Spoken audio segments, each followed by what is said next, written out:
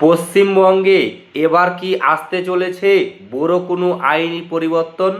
জোরপূর্বক ধর্মান্তর বা ধর্ম পরিবর্তন এবং বিভিন্ন সম্প্রদায়ের মধ্যে জমি কেনাবেচার উপর কি বড় কোনো বিধিনিষেধ হতে চলেছে?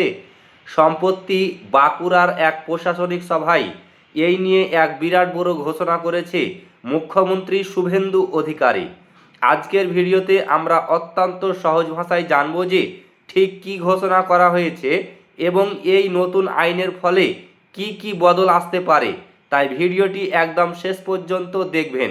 বাঁকুড়ার এক সভায় বক্তব্য রাখার সময় মুখ্যমন্ত্রী শুভেন্দু অধিকারী স্পষ্ট করে জানান যে রাজ্যে খুব শীঘ্রই কার্যকর হতে চলেছে ইউসিসি বা অভিন্ন দেওয়ানি বিধি।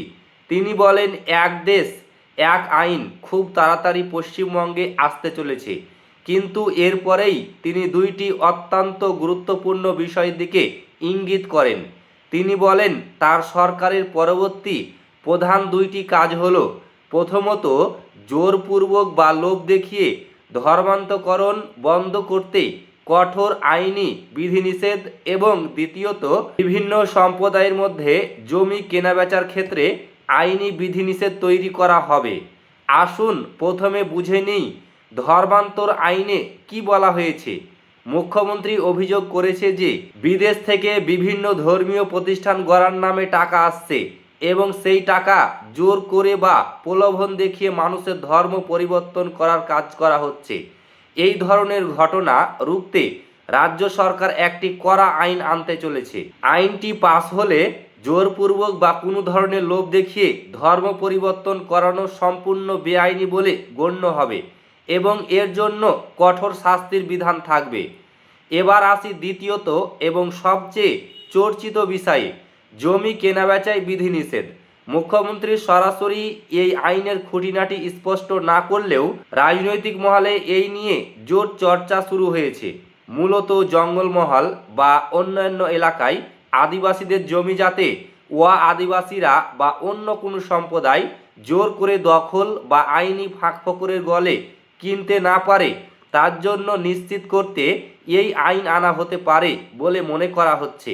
প্রতিবেশী কয়েকটি রাজ্যে নির্দিষ্ট কিছু সংরক্ষিত এলাকায় জমি কেনাবেচায় এমন নিয়ম রয়েছে, তবে বিভিন্ন ধর্মের মানুষের মধ্যে জমি কেনাবেচাতেও কোনো নিয়ম আসবে কি না তা আইনটির খসড়া বা ড্রাফট আসলেই পরিষ্কার হয়ে যাবে। স্বভাবত এই ঘোষণার পর থেকে পশ্চিমবঙ্গের রাজনীতিতে আলোচনা তুঙ্গে। সরকার পক্ষের দাবি, রাজ্যের সংস্কৃতি রক্ষা করতে এবং সাধারণ মানুষের নিরাপত্তা সুনিশ্চিত করতে এই কড়া পদক্ষেপ নেওয়া হচ্ছে। অন্যদিকে সমালোচক এবং বিরোধী শিবিরের একাংশ মনে করছে যে এই ধরনের আইন বিভাজনের রাজনীতি তৈরি করতে পারে। তবে আপনাদের জানিয়ে রাখি, অভিন্ন দেওয়ানি বিধি বা ইউসিসি পরীক্ষার জন্য ইতিমধ্যে সুপ্রিম কোর্টের প্রাক্তন বিচারপতির নেতৃত্বে একটা উচ্চ পর্যায়ের কমিটি গঠন করেছে রাজ্য সরকার। মনে করা হচ্ছে চলতি আগস্টের বাজেট অধিবেশনেই এই সংক্রান্ত বড় কোনো বিল বিধানসভায় আসতে পারে। বন্ধুরা, এই ধর্মান্তর বিরোধী আইন এবং জমি কেনাবেচার নতুন বিধিনিষেধ নিয়ে আপনার কি মতামত? আপনি কি মনে করেন, এই আইন রাজ্যে আনা জরুরি নাকি এর ফলে সাধারণ মানুষ সমস্যায় পড়বে? আপনার মূল্যবান মতামত কমেন্ট বক্সে কমেন্ট করে অবশ্যই জানান। ভিডিওটি ভালো লাগলে লাইক করুন এবং বন্ধুদের সাথে শেয়ার করতে ভুলবেন না। এই ধরনের লেটেস্ট খবর সবার আগে পেতে আমাদের চ্যানেলটিকে সাবস্ক্রাইব করে রাখুন। দেখা হচ্ছে পরের ভিডিওতে। ধন্যবাদ।